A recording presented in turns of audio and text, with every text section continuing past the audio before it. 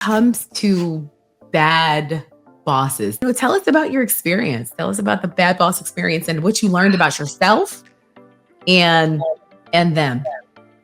Well, it's like for me, it goes way, way back. My mind is going through all of the different bosses that I've had. And I'm actually going to start with my first experience as a boss. I was a bad boss. Oh, do I tell. just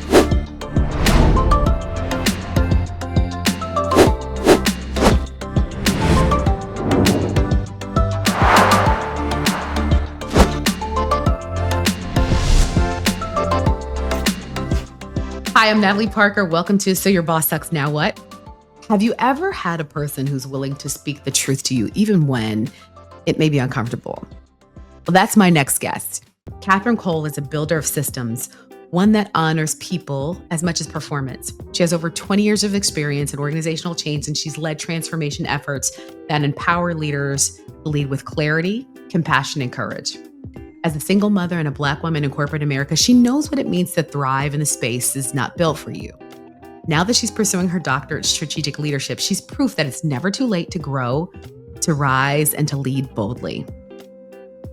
As a woman of faith, she's the founder of Decalo Leaders, a community of leaders who follow Jesus, helping people live out their faith at work. Katherine believes in the power of learning, healing, and reshaping systems we inherit into ones that serve. Help me welcome Katherine Coles. So, Katherine, it's really good to have you today. Thank you for having me. I'm excited. I am, dear friend. Welcome to the So Your Boss Sucks community. I'm so excited because I've always admired you, your energy, you're literally the opposite of me when it comes to detail orientation. Right? Katherine used to check my work, my spelling, my grammar, because I was not the queen of details. And it worked well together when we were at Amtrak. And I'm so glad that, oh my gosh, I think I'm 15 years removed from Amtrak now. Yes, I am too, actually. No, it's not 15. Yeah, My son is it 10 was. this year. So it's probably, It's yeah, more it's like 12. probably, About 12. yeah. Yeah, he's 10. So not 10 for you, 12 for me, because I left a couple years Yeah. after you. Yep. Yeah, Yep. Oh my yeah. gosh. This is the meaning of keeping your networks, people, because it will pay dividends. Mhm. So I like to ask the question when it comes to bad bosses, tell us about you think about the worst boss, the worst situation you had. What was the scenario? What role were you in? You don't have to tell us the gritty details. We want to, save the innocent and the guilty. Right? But, tell us about your experience. Tell us about the bad boss experience and what you learned about yourself and them. Well, it's like for me, it goes way, way back. My mind is going through all of the different bosses that I've had. And um, I'm actually going to start with my first experience as a boss. I was a bad boss. Oh, I do I tell. just, I lacked knowledge of what a leader should be. I didn't have the knowledge, I didn't have the awareness, and I didn't have the vision. And so I have to start with I was a bad boss because I just didn't know how to lead and no one taught me. My leadership skills were based on how other people led me. And so how I Mm. showed up as a follower and how I experienced other people's leadership is how I started leading. And it didn't work well. um, How did you find out it wasn't working? oh my goodness, it was the worst leadership experience ever. I mean, I at the time I blamed the person that I had hired, um, and so my blame went to them. In retrospect, years later, as I've studied leadership, as I've researched and been curious, what makes people decide whether or not to be a part of a team or not to be a part of a team? What is the leader's role in that? I realized that I did not give them anything that they were willing to follow. And I think leaders miss that piece. They think that they're supposed to do all the work but it's actually a partnership between the leader and the team member. And team members choose who they want to follow. And me being a member of a team, but not really being a member of a team ever, until later in life, kind of began to realize that it's a partnership that I didn't always play well with. So hindsight being what it is, right? It's 2020. When did you realize like, "Ooh, I was a bad boss?" Was it in the moment or was it like a post-op, you're doing an It was autopsy of the it was situation? it was post-op in years. It was post-op in years. Yeah, it was post-op in years. How can I put this? Amtrak was yeah, that was yeah, okay. I'm trying to think. I've been through so many transitions in my life. I'm trying to think. Amtrak was started, and it was Amtrak probably when I started reflecting on my leadership, and that was coming as I began to work with leaders, just have help them reflect on who they wanted to be as leaders and their leadership style. And in that, I've learned that my bad leaders were doing what they knew how to do without being aware of the impact that they were having on me and not focusing on that leadership, that leader team member partnership, if that makes any sense. It does on a couple of different fronts. So I was reading an article that said, I think it was either HBR or Forbes, that only 8% of the population has self-awareness. Mhm. Only 8% of the population. And so, with that in mind, coupling that with the leader not having both self awareness and an intention on how they want to build the relationship, Right. I think for me, that's a huge nugget for our listeners of like, listen, you will want to be mad at your leader. And I'm not saying you shouldn't even be mad at them, but the assumption of they should know better is probably misplaced Yes. because so many people don't have self awareness. So many people have never been told to have an intention on defining the leader follower relationship or the partnership that they need to have. Yes. They are tasked with the end of getting an outcome, but not the process and the atmosphere and the culture of what it would take to get it done well. Exactly. Exactly. And I think I was at Amtrak. I was at Fannie Mae when I realized that I was living in this world of they should know better. And I was in this world that they knew how to lead. But what they didn't know how to do was they didn't know how to lead me because we didn't have a relationship. We weren't working as a partnership. And so I finally have realized, and it's the epiphany. It wasn't an epiphany. It was a developmental. It was an evolution for me to recognize that, and I'm still recognizing it. I appreciate the candor and the vulnerability around like, listen, I was a bad leader. I laugh all the time of the leadership journey that I've had in my career and knowing that, ooh, I probably didn't do that right. I did that great, but oof, man, I could have handled that better. And I think it's important for folks to know that, listen, we're not always going to get it right. You've got to give people grace. Right. The other thing that I've been sharing with leaders lately is twofold. One, how do you create an atmosphere where people can give you that feedback? I'm Mm-hmm. hearing from leaders like, listen, no one talks to me. I just do what I need to do because they're not giving me the feedback. And I'm like, well, when did you ask for it? And how did you ask for it? And Mm-hmm. do they feel safe enough to give it? That's it right there. Because I've worked with leaders who I've asked those same questions, and they said, "Well, I asked for it." And the question comes up for me as a coach. So, why do you think? What do you think you're doing that's preventing them from feeling safe enough to provide it? And so I will sit in on leadership meetings sometimes and kind of watch how the dynamic works and how they work back and forth with each other. Because team dynamics is one of my passions. I like to see how people engage with each other. And what I notice and what I give them feedback on is someone actually gave you feedback. And what you did instead of receiving that feedback is you defended your behavior. And so, quite honestly, if I gave you feedback and you defended your behavior, it is not likely that I'm going to give you feedback again. Listen, especially because your defense is completely agnostic to my experience. Exactly.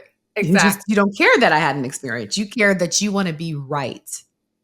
You're dismissing how I am receiving you. And so, therefore, you're not seeing me, nor are you hearing me. And that's the worst leader. That's the worst leader that I've ever had. Leaders who did not hear me, leaders who did not acknowledge me or see me, leaders who dismissed my perspective, even though I was the one in the midst of it all. I wanna know what that looks like. Give me the tactical symptoms of a leader not seeing you, hearing you, understanding you, or including you. Like, especially for people who are like, "I think that might be me, but I'm not sure." Like, what does that look like? When a leader doesn't hear you, when a leader doesn't see you, what does that look like? That can look like a lot of different things. For me, I'll give you a recent experience over the past couple of years. Okay. So, as you and I have talked about before, I do work. I do work in leadership and team dynamics. It's where my passion is. What's included in that and has been included in that is helping people integrate diversity, equity, and inclusion into their organization. How do we make this part of who we are, not a separate thing and apart, right? And that's something that I've been trying to talk about for 2 years leading up to. We need to talk differently about this thing called diversity, equity, and inclusion. We need to expand our own inclusion. It is not for a group of people, it is for all people. And we need to start to redevelop that. We need to start to define that differently for our clients, right? Help our clients look at it as a way of integrating and spreading this as to how they do work, not something separate and apart they need to make sure that they do. And so the leaders of DEIA in my organization at the time said yes, they were nodding their heads, and yet they were still practicing the old script. All right. And I would repeat it and over time, and they would still practice the old script. So how that looked as though I wasn't being heard or being seen is that they did not, I would say something, but they would keep doing what they were doing. And so and that's happened a couple of times in my career Yeah, I where think I would raise a point, I would say something, that I saw, but then they would keep doing what they were doing. mhm. It's funny because I think that for one of the things that comes to mind for me is the analogy I use. A lot of organizations use, EDEIA or DEIA, whatever acronym your company called it at the time, Right. as the egg after baking a cake, right? So, like, you bake the cake and then you're like, "Oh, let's put DEI in it." And it's like you try to put it on top of the cake after the cake is cooled and it's iced, rather than trying to bake it into the organizational system and framework from the get up, right? Right. And for me, that unlearning I found in a lot of different ways, but specifically in this space is really hard. It is. It is really hard. And what's come back to me, over the past 3 months is she told us about this a year ago, 2 years ago, and we didn't listen. And it's not an "I told you so" moment. It's just how are we do we really listen, or do we really believe as leaders that we know better? We need to know everything. And as a coach, I've worked with leaders who are overcome with "I need to know everything." It's like, no, you really don't. That's the point of a team. So I want to dig in, Catherine, to this idea of being a practitioner of people and systems. Like, in my mind, in my experience, you are a practitioner of designing systems for people to be successful. Mhm. In your experience, like, in what ways have some of the systems just not served people that they like in the worst ways? You see it biggest in change. When Okay. organizational systems go through change and they design the change and they say, we're going to do this. And I saw this a lot when in 19, no, 2008, when people may be too young to know when the housing bubble burst, right? And you wanted to change, and a lot of organizations needed to change their culture. And so I'm not naming names at this point, but organizations needed to change their culture. And so they started to design this change without taking into how people were going to adapt to this change. How is this going to impact the people who had to live this change? You just kind of flip the script on them and they're resisting, and you're not listening to your resistors. And they're telling you something. They're not just being angry, they're telling you something. So I've worked with leaders who would just say, you just have to deal with these resistors. You just have to compel them to do what you said to do. Well, that's not leadership. That is Bullying. it is bullying. It is it's demonstrating a belief that people that work on my team are there to do what I tell them to do. I'm I'm surprised that there are a lot of people that lead that way in this very authoritarian space, especially in the leadership space. I'm always disappointed when I'm like, we need to listen to the pain points, good, bad, or indifferent. Admit where you can't even do it. I know that's going to hurt. And I'm sorry that I can't do anything about that, but I can offer this. It's a give and a take, especially when the system are usually not built for the people. Like, we're always trying to build for the outcome rather than designing it for the people who actually do the work. And I'm always fascinated too, because it's like, if you don't build it in a way that's considering them, they're not gonna do it. They're just gonna work around it. I like to say that raising my children was really helpful in teaching me how to do that. Say So, more. yeah, yeah. So, here's the thing. When I raised my children, I had my role models were my parents, right? And so I didn't do everything that they did, but one of the things was, time out or taking away something that was important. So, you're punished. Child did something wrong. You punish them. You put them, and they couldn't watch television. That was my punishment. Couldn't watch television for a week. Here's the thing: they would do that. They would not watch television as long as I was watching them. As soon as I leave the room, or as soon as I have to go to work, the television comes on. It's the same in the workplace. People will do things the way you say. You have two things that's going to happen. People will do things the way you say as long as you're watching them. And as soon as you stop watching them, they're going to go back to what has worked for them successfully. Or they're going to do what you say. It's not going to work the way you thought it was going to work. And they have absolutely no accountability for why it didn't work. Yeah, and it's funny, I was having a conversation with a group of leaders on Saturday, and we were talking about incenting employee development. And I said, one of the reasons why leaders don't develop employees is because organizations have limited to no incentive for them to do it.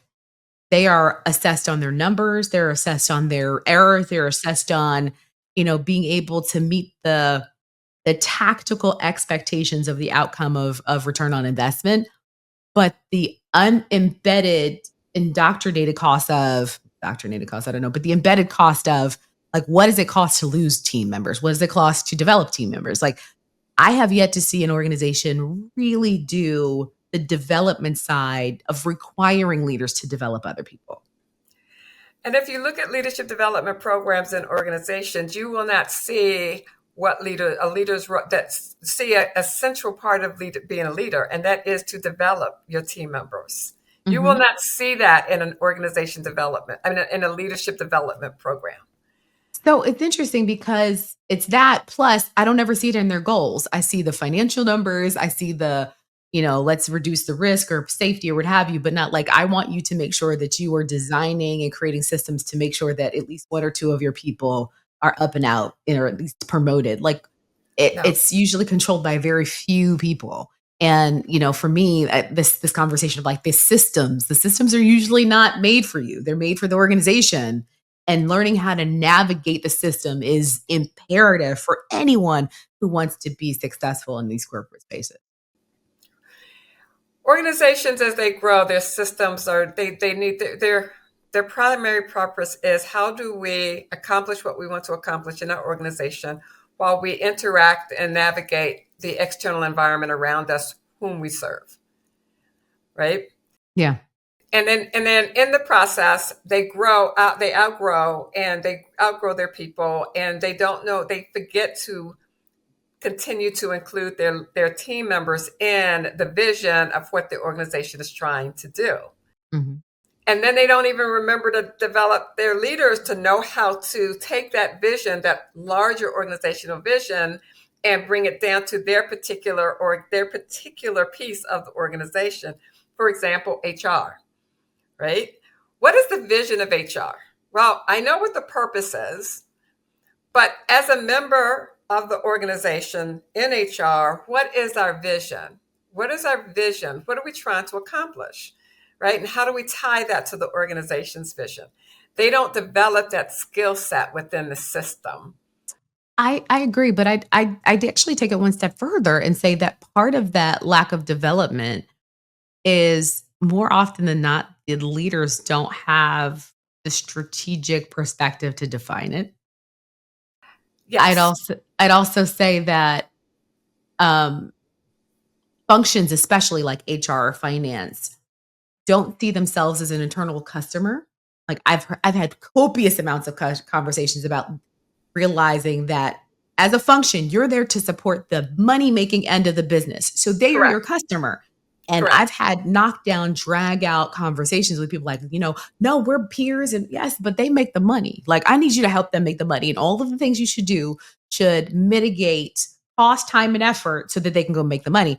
I had a guy, shout out to Steve Bonifero, wherever you are. He used to tell the HR function, he's like, this company does not make HR. They make paper products. exactly, Nobody's buying HR unless you're like Bamboo, right? Like exactly, nobody's buying HR. You need to serve the organization with your function, not be a deterrent of it. I had one leader, John Lucas, used to say, "What's the HR tax to the business? Like, what's the tax that we're putting on them to try to do the work that takes them away from the work that makes us money?" And a lot of departments don't think like that. correct. It's for me. It's always been, how does what you do help the managers who make the money accomplish their mission, their vision? How do you partner with your team members? And that's what gets lost. We are such an individualistic society that we forget that to make organizations run well, we are partners with each other as well as with our customers and our stakeholders. And so to answer what, leaders who, my bad bosses are people who forget that, who feel that it is their total responsibility to make me do what I need to do so that they meet their numbers. How did I adapt to that throughout my many roles in corporate America? Is I figure out what is it that they need to do, what's important to them. So even though I wasn't the boss, I still was a leader in that my role was to figure out what's important to you. How can I help you be successful? And in that I learn the system, and then I create the environment. So I kind of help them accomplish what it is that they need to accomplish. And the more I help them accomplish what they need to accomplish, the more they give me latitude to accomplish what's important to me. I remember, as you were talking, I remember one of the projects we were working on together and how we were with the team and, you know, the direction we got was like, "Well, design it." And we were both like, "Yeah, you can't design it until you talk to the customer because they've got to live with whatever we put together." And we took a few times on the chin advocating for let's go and ask first, and diagnose before we assess before we diagnose. And so and part of that, and we went on to convince them that that's what we needed to do. And how did we do that? We figured out what were they being measured on? What was keeping them up at night? As a leader, we want to find out what keeps our team members up at night. What is important to them? Once we found out what kept them up at night and we showed them how our approach would help them get to where they wanted to go, they gave us latitude to do what we needed to do. They gave us time, which they didn't want to give us. And they gave us the people, which they didn't want to give us in the beginning. Yeah, and I think it reminds me of a book that I read once called Every Job is a Sales Job. Right? You've gotta understand what the client, customer, whatever the person you're trying to convince to partner with you needs so that they can have mutual accountability. I say this all the time is accountability isn't just one way. It's a mutual agreement of we're trying to accomplish this thing and you've got a part and I've got a part and how do we put those parts together? Right. I want to talk about your experience as a African American woman, the Black woman in corporate systems. Like when has a system been just you've been able to kind of maneuver it and it was fine versus when you were like, this system is really not for me. You said it earlier about like they weren't trying to manage me or lead me and they weren't interested in that. Like what's the most glaring experience where you've had like this system's not here for me at all? I am thinking about a time.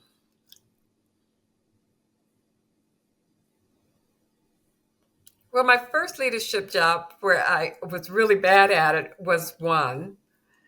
Um, I was struggling with. I only had one person to lead, and I hired them, so it was my very first role, and I was and it was a family-owned business. Sidebar. Family owned businesses are very different. But They're very everybody, it is. But everybody didn't work. Everybody I worked with weren't in the families. But what I'm trying to say is they were. As I was struggling to lead this person, they had known me for over a year, and this person was struggling to follow me, and so this person was going to them with how bad a leader I was, right? And they wouldn't they weren't giving me any guidance. They were just telling me, they just took this other person's side, which literally broke my heart because I thought they knew me, but they didn't. So that was the most glaring. Okay. The other one was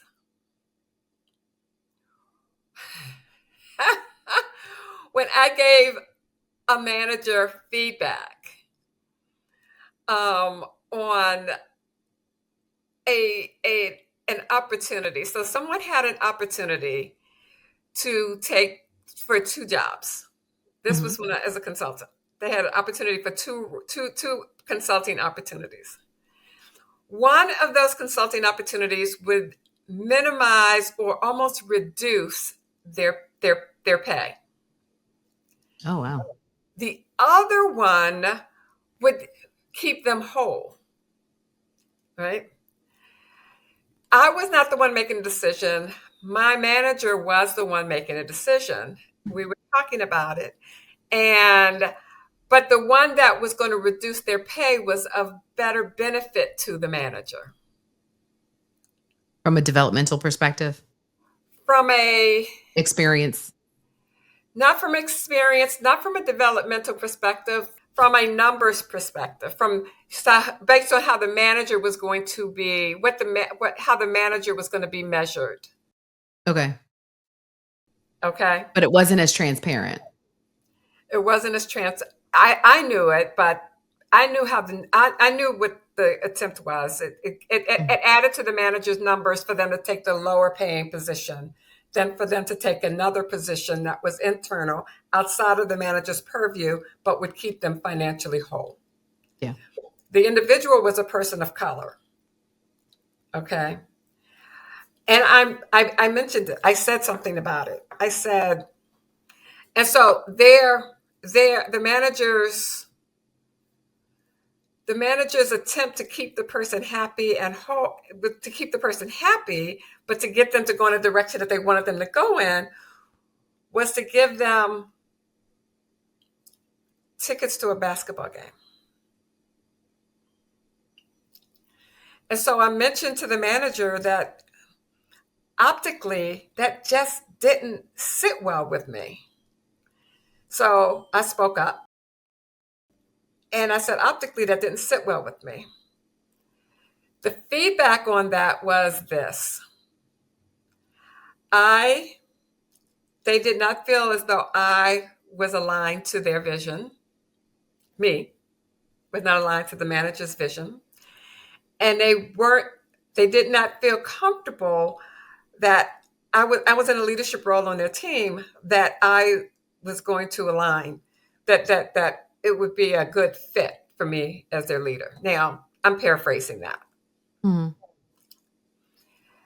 As a result, I thought about what that was going to be like for me as if I remained on that manager's team as a leader.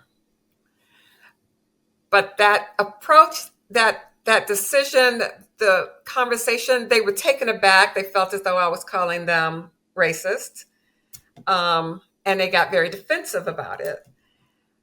And so I decided at that point that perhaps I wasn't a good fit to be a leader on that manager's team. But this started because you had ethical concerns about the way they were approaching the placement of an employee. Correct. And that they weren't necessarily divulging all the information. And the person looked like me. Yeah. Right.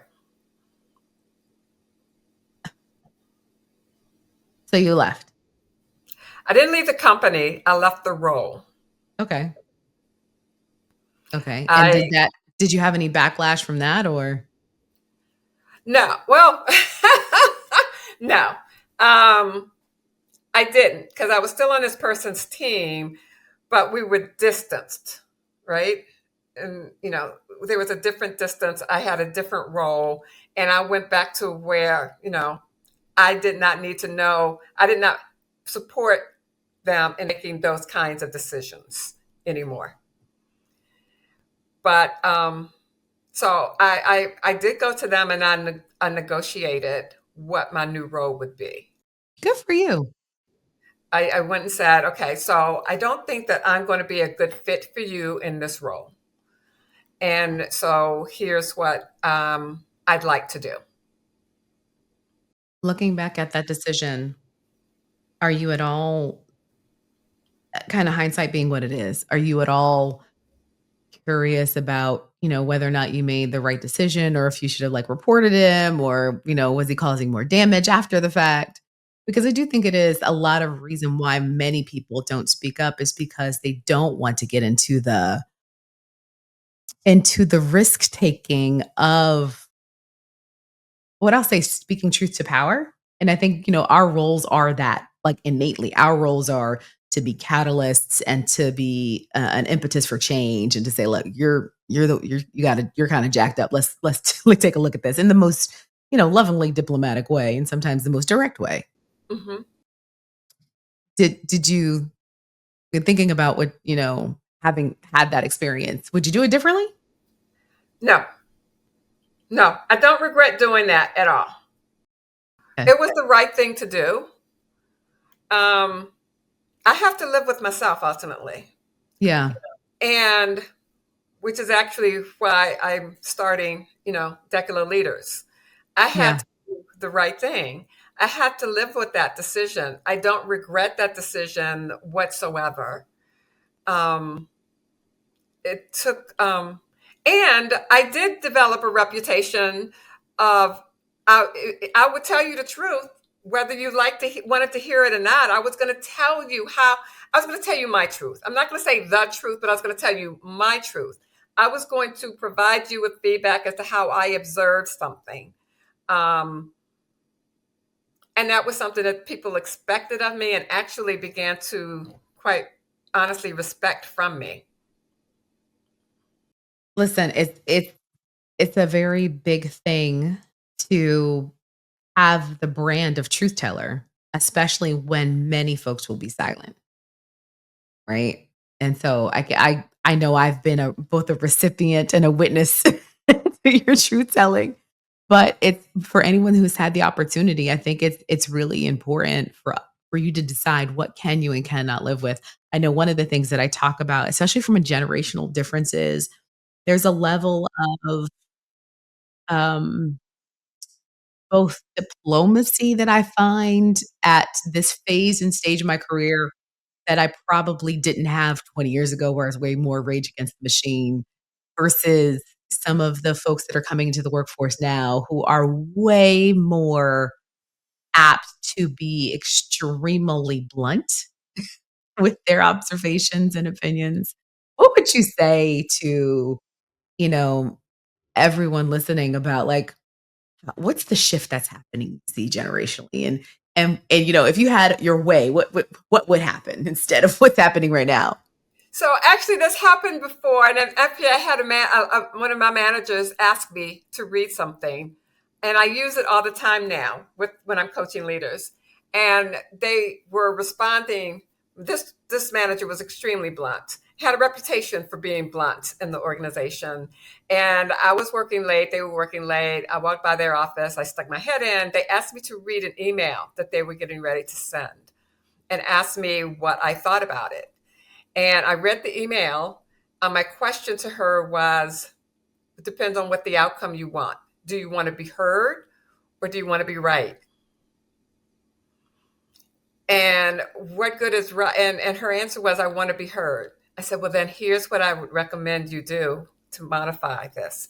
Because what this is about is more about you than about resolving the concerns. It takes a lot of humility, right? To be like, okay, what's the end goal? Because especially if we've been offended, we want to go right into being justified or rectified or setting the record straight. Mhm. And I found in my career that I don't wanna say I've missed opportunity, maybe I have, but I've definitely damaged relationships because I wanted to be be right. I talked about it in season where I straight up and down called a guy a liar in a meeting with multiple people. Like, I was like, "Sir, you are lying. You're lying." I would not recommend that, because it was a detriment to the relationship. He was not trying to be on any team with me after that, and there were more constructive, more, um I think more creative ways to get to what I was trying to get to. And that's what's important. It's thinking about where are you trying to go. Sometimes you just and I will ask people. I said, "Do you want to just say be able to say what's on your mind and walk away, or do you want to preserve the relationship and rectify whatever the conflict is?" And sometimes I just want to say what I want to say, and that's okay. But let's be real clear that you're real clear as to what you're trying to accomplish, right? Yeah. But it's always a partnership. Leaders and team members, it's a partnership. It's a two-way street. Leaders can't do it without their team members, but team members do want someone who is going to set the vision and inspire them. You can't motivate people, but you can inspire people. And so Yeah. how are you going to do that? But I would say, most times I want to be heard. And so I have to stop and think about it. The biggest thing I've learned in the past 10 years of doing this work is I don't have to respond immediately. I can give myself some time to settle into the emotion of the situation and then respond when I am going and am closer to getting the outcomes that I want. Not to say I haven't not stepped into it, But I Yeah. also recognize and own that it was my, I had a choice, and that's the choice I took. Maybe it wasn't the best choice, but I made that choice. And I think it's important to know when you do not want to make that choice, right? And when you want to be very clear that this is the line, you will not cross it, and let's make sure we both understand our boundaries. Um, but that shouldn't happen every day unless there's some big problem. Then you should call HR. All right. So you one of the fascinating things I love about the arc of your career is just that you've been in so many different industries and you've redefined yourself over and over again, especially raising a family. Talk to us about that, all of those transitions, or not all of them, at least some key ones, and how doing that as you're raising a family. Because I think a lot of times women and men alike will forego the shift, the change to Hmm. preserve an equilibrium that they can manage until the kids get older, what have you. Hmm. Hmm. So I like to call myself, well, I am a non-traditional student. I started my career as an administrative assistant and took that to executive assistant. So at one point in my career, I was the executive assistant to the CEO of an accounting firm. And that has come, and in that first, that was about the first 20, 30 years of my career. I changed jobs every 2 years. And I changed jobs every 2.5 to 3 years. That's 2.5 to 3. It's because I got bored. I was doing the same thing. But what I learned in that season was to adapt to cultures really, really quickly. I learned how to go into an organization and learn how they do what they do quickly. Um, and how to learn what they do quickly to help make my manager's vision come to fruition. I learned where the centers of power were. I learned how to influence. I learned how to learn what people needed, provide that so that I could have freedom to do what needed to be done. Um, and in that period, I was raising two children by myself for the most part. Um, at some point in 2008, during the housing collapse, it was time for me to do something different. My manager had said, "You've reached the top of what you can do here. I need you to do something different." And so I did. I applied for something different. I applied to be a change leader as the organization was changing its culture. And that's what took me into getting my master's degree in organization development. Before that, I got my bachelor's in communications.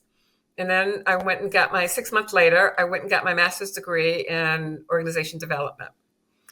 And when I left that program,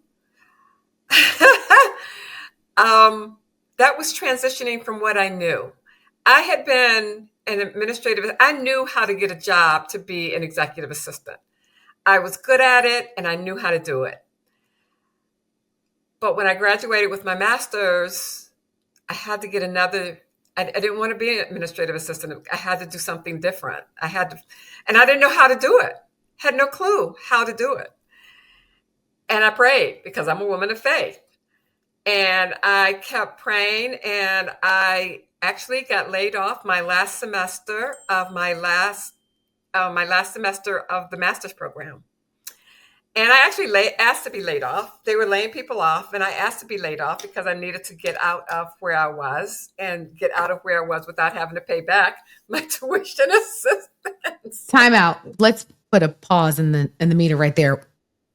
There is a great wisdom in knowing when to take a package. There's a great wisdom of knowing like, oh, I need to shift, I need to transaction. I don't think there's a greater catalyst other than being terminated outright of knowing like, you know what? They're offering this package. I should take it. I get some lump sum, I get some time, I get a little bit of everything so that I can make this shift, and having a wisdom and an understanding and the guts to do it, right? For all of you who are out there like, oh my God, I mean, sometimes taking the package is not a bad thing, It's not a bad thing. especially if you are considered, you know, well suited for your job, a high potential or whatever. Because one, they'll miss you, and being missed is a good thing. That means you might be able to come back. And two, you also have skills that somebody else will want. So Yeah. sometimes taking the package is a really good thing. I appreciate you bringing that up for sure. And I was on unemployment for 4 months in that time. Never went hungry, never missed a car note, never, my kids had everything they needed to go to school. And I call that grace and For sure. blessings and Yes, coverage. ma'am. um, and then I just kind of started, when I was ready to go back to work, I just started praying because I didn't know how to look for it. One of my fears when I finished my program was, how am I going to do this work that I've spent 2.5 years learning how to do? I didn't know how. And I stayed in prayer and I said, I just need someone to say yes. And I know that if someone says yes, I will be fine. It will take off. And it did. It did. It took off. I did a 6-month fellowship with an organization, which was perfect timing. Someone reached out to me and said, I'm looking for an organization development practitioner. Someone recommended your name, and I went and interviewed, and I was at Booz Allen Hamilton for almost 4 years. Um, and then I got put on the bench. And when you are on the bench, if you're a consultant, when you're on the bench, you look internal and you look external. Right. Um, it's a contract, and you got to take care of your career. And so I got a phone call from a headhunter that was hiring at Amtrak. And so you know And we that all got the story. same head, the same head on her. It's funny. And I was at Amtrak for 4.5 years, and then they changed leadership. I took another package, and I was self-employed for about 6 months, and got a phone call that someone was looking for an organization development practitioner and a coach, and they gave them my name, and I interviewed, and I got hired by Santiva, and I was there. And I was there, and then they sold to my last employer, and I was there for over about 5.5 years. And in all of those cases, you are beating the national average and being with the company, right? The national average right now, according to the Bureau of Labor Statistics, is 3.8 years. And I will say that one of the things that I loved about working with you is this idea of creating depth in your experiences, not having the same experience over and over again, but having depth so that you have a deep understanding and knowledge of the systems and the functions you're working in, but then also to continuously learn and rev up your skills. And I want you to talk to us about the decision to go doctorate, right? Especially in the season of your life. Why? What led you? What have you learned? And why does this still excite you to still be learning? Well, I want to go back a minute to the Amtrak thing. I was at Amtrak for 4.5 years, but I changed roles every two. Okay. So I wanted to. So I Because stayed we at the both have Amtrak. ADHD, Catherine. We just do a whole, you know how much we did in 2 years at Amtrak? We put together, we worked with a team that put together an entire competency model, the entire approach for a 20,000 person organization. At the Mhm. time, I think I put the performance management system in place, and I think you helped with the designing of the training up. Like, we did so much. I'm trying, and I don't even remember what all you were working on in the 2 years that I was there. We created a whole. I moved to the operations side, so I moved from the HR side to the operations side and led a team to change their whole customer experience. So Yeah. they wanted to change they wanted to do a new customer service training, and we did a whole customer experience program for them. That's right. I remember that. And I think the key to being able to do that is when you establish trust, you can go really fast with your customer because they were hungry, and we had those quick wins quickly to be able, like, okay, now let me show you what I can do. We just were able to do it. But talk to me about this degree, soon to be Dr. Coles. So, interestingly enough, I've been flirting with getting my doctorate for 15 years. So, it's almost as soon as I finished my master's, and I just couldn't. I just, but when they say when you go after your doctorate, you need to know what your dissertation is going to be in. And one of the things that I wanted to do is, when you go after your PhD, you become a researcher. So, your work is about creating new theory. My opinion, there is a plethora of theory on leadership. We have been studying leadership for centuries, not decades, centuries. And still don't have a common definition or common frameworks, common assessments or anything. Correct, correct. In fact, I'm working on a blog about that right now. So, yes, and so I have been praying about it and thinking about it. And I'm sitting in church one day. This was over a year ago. I'm sitting in church one day, and I had talked to people at Regent, and I had talked to a lot of people. It wasn't the first, interview that I had had, but I wanted a program that was that applied, helped leaders apply theory, not create theory, help leaders apply. You have plenty of people who are creating theory, but it falls flat. Leaders are still trying to figure out, what do I do and how do I do it? And how does this, what does this look like? And, it's one thing to say I'm a transformational leader, but what is that for real? Okay. It's one thing to say Mhm. I'm an authentic leadership, but what does that do and how does that impact? And we fall back into old patterns because we can't apply it very well. Right. Mhm. And so when I talked to the Regent, their program was about application. So it's a doctorate in strategic leadership, and it's about application of theory. And so it's me going deep into theory and then learning and then learning how and teaching others how to apply it. And so I'm sitting in church one day, and I'm enjoying the service, and y'all might think I'm crazy, but I hear in my head, I want you to go to Regent and start your doctorate program. I'm like, okay, but I don't know how to pay for that. I was like, God, you're going to have to tell me how to pay for that. And sure enough, he showed me how to pay for it. He showed me how to, and so I just started, and it just started. It just happened. I love the simplicity and even innocence of like, okay, I'll do it, but how am I do it? Like, like the vulnerability, like, I don't know. I ain't got the money. So if this is what we both know, how we gonna do it? Because a lot of I am again, we're opposites.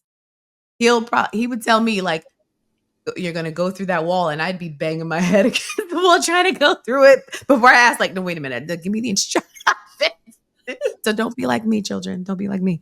Um, I love that, and that has now evolved into you being a business owner, and I'm so excited. I feel like I've been waiting for this for a long time. You've been a solopreneur for multiple iterations of your life, but this is different. What is it, and how different is it to where you are? So the other times that I've tried, and I have been trying to I've been dipping my toe into entrepreneurship since, even when I was an administrative assistant, I've been dipping my toe in. And at one point I had given up on it.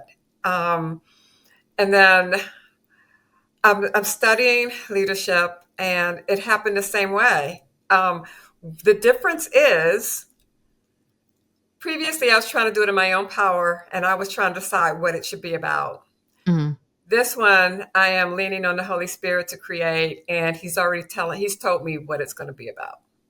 And so I'm just doing what he tells me to do. And that's the difference. Listen, it's a good thing to not only be a leader but to be led. And so for those of you who have, whatever faith you might, adhere to, Catherine and I are unapologetically Christian. But that said, I think it's really a beautiful thing to have both the conviction and I'd say the experience, like the points on the board to say, I trusted and this is what happened. Right. So I'm glad for that. What advice would you give, Catherine, for people who are trying to lead inside of systems that they know are broken or that aren't built for them? What advice would you give them? be grounded in who you are as a leader. We kind of fall into it and we start just kind of putting one foot in front of the other. And what people really need are leaders who are humble, who are courageous, and have integrity. But foremost, that has a focus. Know what your focus is.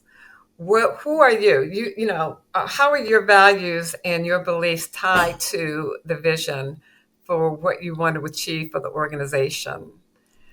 Um, Organizations teach you how to be leaders to achieve their mission. But even in an organization, you can have a heart for your team. And I have found and observed, and when I talk to teams, when I'm working with a leader and I'm talking to their teams, they're looking for a leader who will, give them the vision, help them understand the vision, and hold to that vision through integrity, through humility, and through courage. I love that because I think if I am convinced that if you don't know what your purpose is and what your values are, the organization will give them to you. And more often than not, if a person doesn't understand a thing, they are more likely to misuse it or abuse it. Right. So if the organization doesn't understand you, they are more likely to misuse you, misplace you, or abuse you and your skill set. And so knowing yourself is a part of the defense of both your identity and the expression of who you are and keeping real to what you believe in when those challenges do come, when people do try to test your ethics or your integrity or what have you, have that grounding. I appreciate that. So what's next for you, Catherine? What's next? What's next for me? Prayerfully looking to launch Decade Leaders in next 6 weeks. I'm looking for 5 people who want to pioneer this with me. It's a community of leaders. And with that, we will work to talk about what does it mean to lead others? What does it mean to follow? What are my values? What do I believe? What is my focus? Defining that. I've coached a lot of leaders who don't know how to develop their strategy because they don't know what their focus is. They don't know what their vision is. And so with Decade Leaders, we will talk about how do you develop your vision? What is your focus? Who are you following? And why should someone follow you? Why? And so we will be starting that. We'll be doing some group coaching. We'll be doing some service. And we'll be developing a program, doing what I've been doing for others, but, putting leaders in the workplace, that follow Jesus and taking that to the workplace without having to preach to them, but simply model a place of caring and concern and commitment to success. And compassion, right? Especially the death of the Pope we watched all of the things, right? And just the level of compassion. I saw a clip where they took a picture of his shoes and how shoes were scuffed and worn. And he asked for that because he wanted people to see that he was someone who walked among them, who served. He was a servant leader. And that is such it's a meaningful thing, but it's also an intentional thing that you have to live out. And I love that your mission is to develop that in others. And I will tell you folks, Katherine Coles is the real deal. And so if you want to be involved, if you want to get connected with her, we'll have her information in the chat and in the information that we provide in the show notes so that you can get connected with her. You will not be disappointed by the investment of connecting with her and her community. Katherine, I want to thank you for coming on today. I love you to life. Connect with her on LinkedIn. We'll also give you her information, but we really appreciate you coming on. Well, thank you for having me. I love you. I love you. You know I do. Today's episode is brought to you by Natalie Parker Enterprises, where we shape the future and unlock potential by helping organizations and people work together to do good work. Find out more at thenatalieparker.com. Or if you'd like to be a sponsor, email us at info@thenatalieparker.com.